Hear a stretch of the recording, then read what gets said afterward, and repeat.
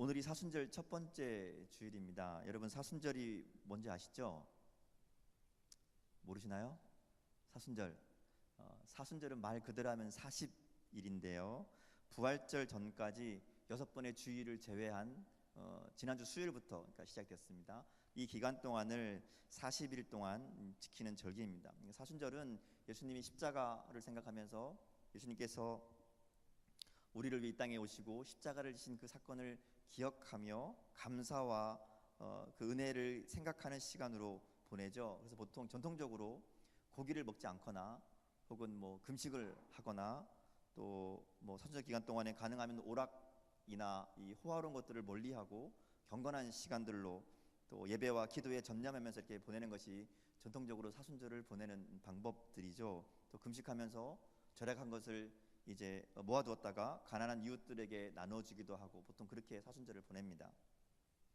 어쨌든 사순절은 우리를 위해 이 땅에 오신 예수님이 십자가를 묵상하고 또 경건하게 지내는 시간으로 할 수 있죠. 오늘 이 시간에도 전 세계적으로 이 기간들을 함께 방법은 다 다양하겠지만 예수님이 십자가를 생각하면서 자신들의 삶을 돌아보고 회개하고 금식하고 기도하고 아마 그렇게 경건한 시간들로 사순절을 보냅니다. 오늘이 그 사순절 이제 첫 번째 주일인데요. 말씀을 준비하려고 보니까 본문이 신명기 말씀입니다. 신명기 26장 말씀인데 내용을 보면 그 첫 열매를 하나님께 드려라 하는 이 감사의 제사에 대한 말씀이죠.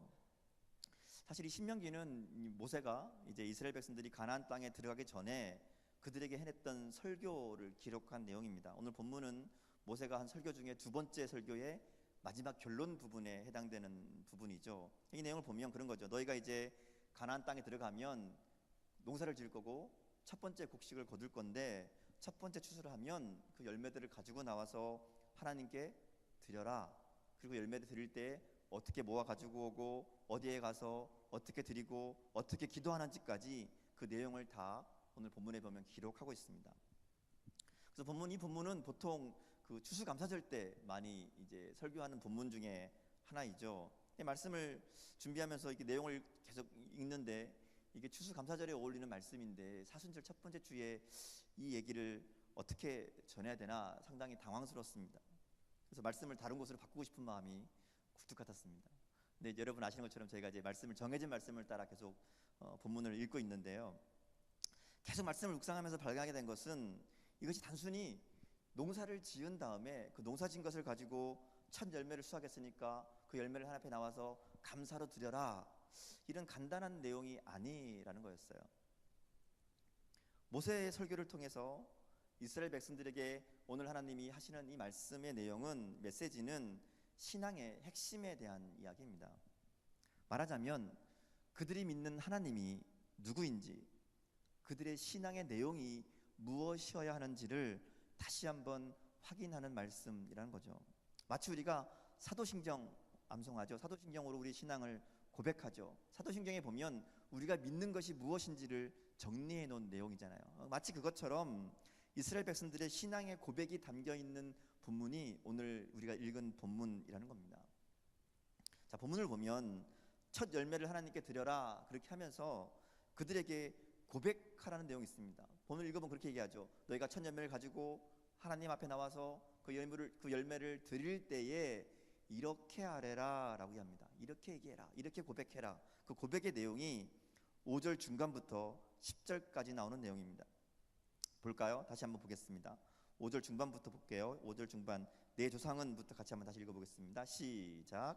내 조상은 방랑하는 아람 사람으로서 애굽에 내려가 거기에서 소수로 거류하였더니 거기에서 크고 강하고 번성한 민족이 되었는데 애굽 사람이 우리를 학대하며 우리를 괴롭히며 우리에게 중노동을 시키므로 우리가 우리 조상의 하나님 여호와께 부르짖었더니 여호와께서 우리 음성을 들으시고 우리의 고통과 신고와 압제를 보시고 여호와께서 강한 손과 편팔과 큰 위엄과 이적과 기사로 우리를 애굽에서 인도하여 내시고 이곳으로 인도하사 이 땅 곧 젖과 꿀이 흐르는 땅을 주셨나이다. 여호와여 이제 내가 주께서 내게 주신 토지 소산의 만물을 가져왔나이다. 아멘. 그들이 하나님께 드린 것은 단순히 추수에 대한 감사의 고백이 아닙니다. 이것은 그들의 역사 전체를 포괄하는 내용이죠. 지금까지 인도하신 하나님의 은혜를 이야기합니다. 자신들이 받은 은혜가 자기들의 저 먼 조상 아브라함부터 그 아브라함을 향한 하나님의 약속이 성취되었던 것임을 고백하죠. 하나님께서 믿음의 조상 아브라함을 선택하시면서 내가 너로 큰 민족을 이루게 하겠다, 땅을 기업으로 주겠다 약속하셨는데, 그 약속이 지금 이 이스라엘 백성들이 이집트를 거쳐서 거기서 큰 민족을 이루고 출애굽하고 광야 생활을 거치고 하나님께서 약속하신 가나안 땅에 들어오는 이 과정을 통해서 하나님의 약속이 성취되었다라는 고백이란 거죠.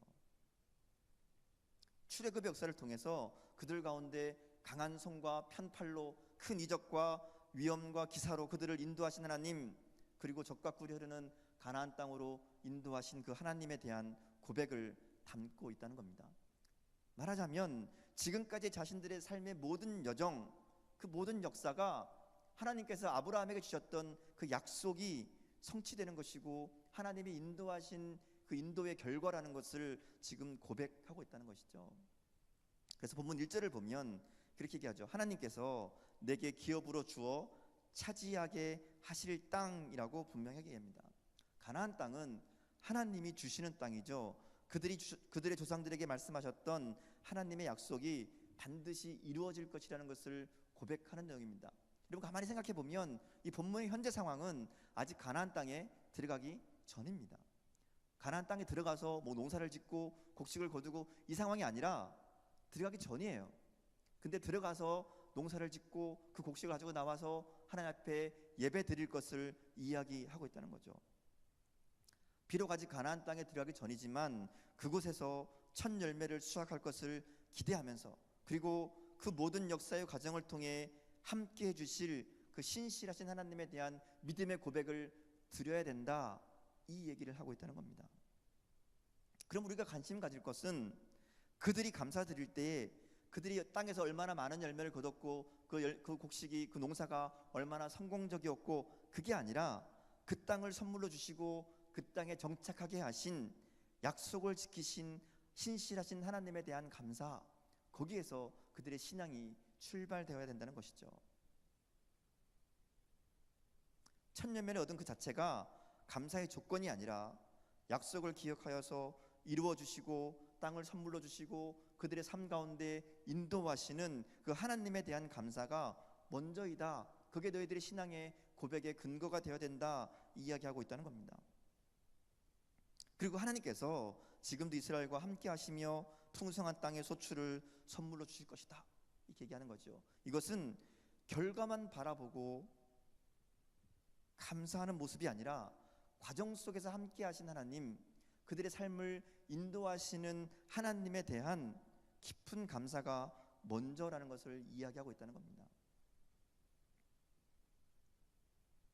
그래서 이 말씀은 단순히 너희들이 첫 열매를 거두면 하나님께 감사해라, 이게 아니라 그동안 너희들의 삶을 인도하신 하나님의 그 은혜를 기억하고 또 그 첫 열매를 거두게 하셨던 그 하나님의 은혜와 감사함을 잊지 말고 너희들의 그 이 신앙의 근거를 가지고 이 믿음의 고백을 가지고 너희들의 삶을 살아가라라고 하는 당부가 담겨 있다는 것이죠.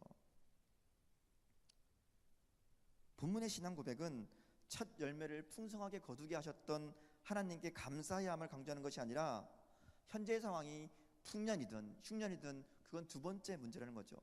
감사할 것은 하나님이 그들과 함께 하셨고 그들의 삶을 인도하여 주셨고 악한 자들에게, 강한 자들에게 억압당할 때에 위로해 주시고 고통당할 때에 들으시고 함께 하시고 그 억압의 사슬을 끊어주신 하나님,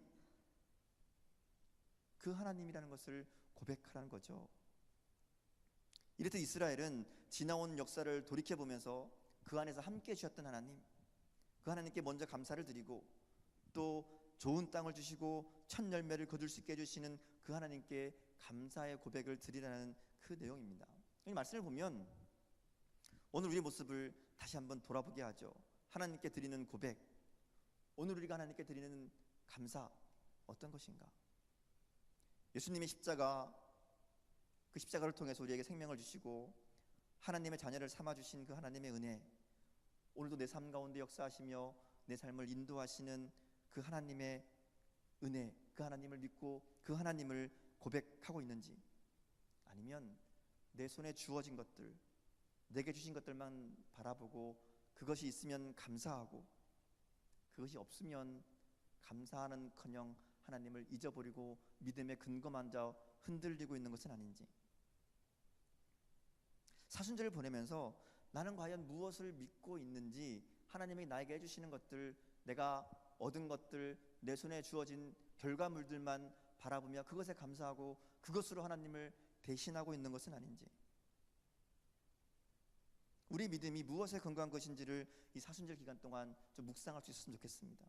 나를 사랑하셔서 나를 위해 십자가를 지시고 죽으시고 나에게 영원한 생명을 주신 그 하나님의, 그 주님의 사랑은 잊어버리고 그저 내 손에 들려있는 것들만 바라보고 당장 눈앞에 있는 문제들, 당장 눈앞에 있는 일들에만 관심을 가지고 그것 때문에 웃고 그것 때문에 울고 그것 때문에 낭망하고 실망하고 그렇게 그저 정신없이 살고 있는 것은 아닌가.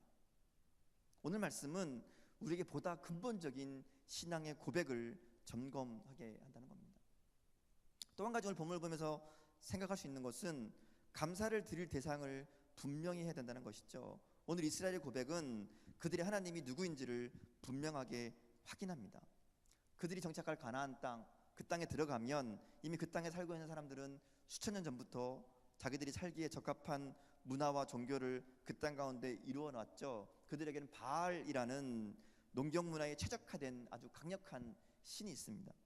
이제 막 그 땅에 들어간 이스라엘 백성들은 자기보다 풍요로운 삶과 문화를 누리고 있던 그들을 바라보면서 당연히 그들에게 마음을 빼앗길 것이고 자연스럽게 그들이 섬기는 신 바알에게 마음이 갈 것이 분명했죠.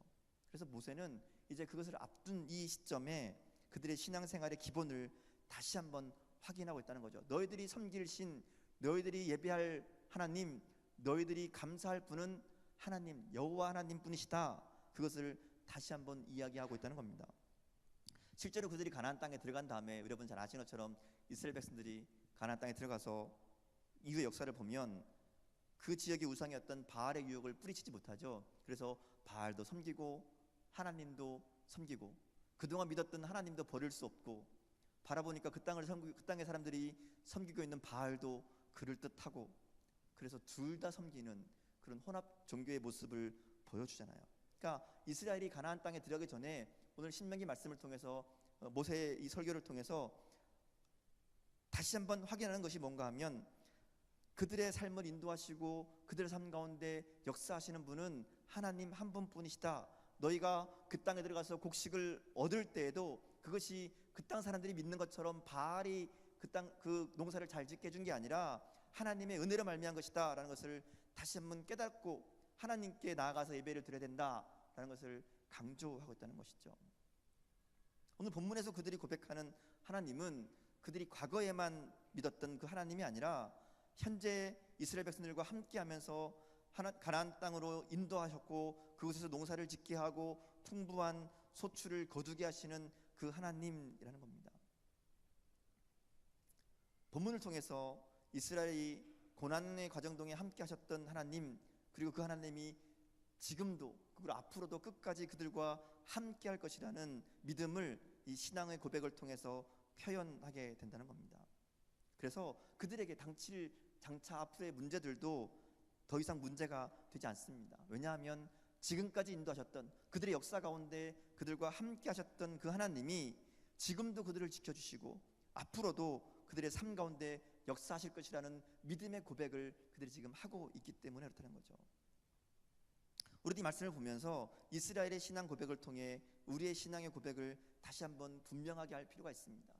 우리도 어느 틈인가 보면 현재의 상황에만 얽매이면서 우리와 함께 하셨던 하나님, 내 삶을 인도하고 계신 하나님을 잊어버릴 때가 있다는 거죠. 그리고 온통 관심이 당장 내가 지금 해야 되는 일, 당장 내 눈앞에 있는 일들이 성공이냐 실패냐, 잘 됐느냐 못 됐느냐, 여기에만 관심을 가지죠. 그래서 지금 내가 있는 일들이 내 뜻대로 이루어지면 하나님이 나를 축복해 주시는구나, 감사합니다. 내 앞에 있는 일들이 내 뜻대로 이루어지지 않으면 하나님은 잊어버리고 실망하고 좌절하고 낙담하고 하나님을 떠나기까지 하는 그런 모습들이 우리에게 있다는 거죠.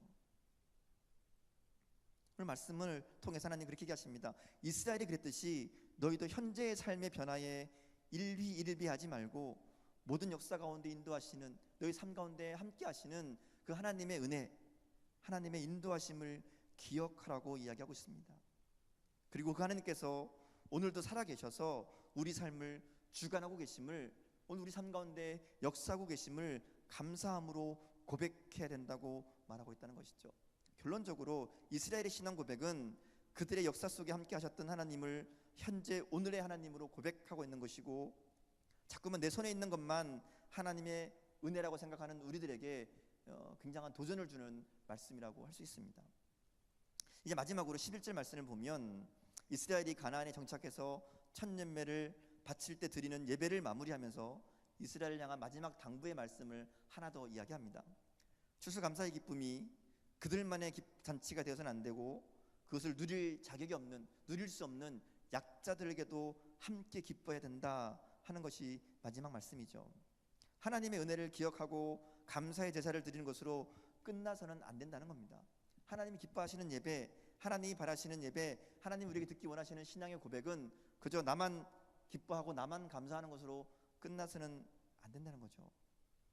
하나님은 우리의 생활 양식, 말하자면 우리가 다른 사람에게 가지는 관심, 그리고 사랑과 자비라는 하나님의 성품을 우리 삶 가운데 그대로 반영하려는 우리의 노력을 통해서 우리의 예배가 완성된다고 말씀하십니다. 그것이 우리의 신앙의 고백을 완성시키는 것이라고 이야기한다는 거죠. 그저 우리에게 주신 은혜 감사합니다, 하나님의 사랑 감사하는 것으로는 충분하지 않다는 거죠. 우리 역시 하나님께 받은 사랑과 은혜를 나누고 베풀 때에 진정한 감사와 진정한 예배를 드리는 삶이 된다는 것입니다.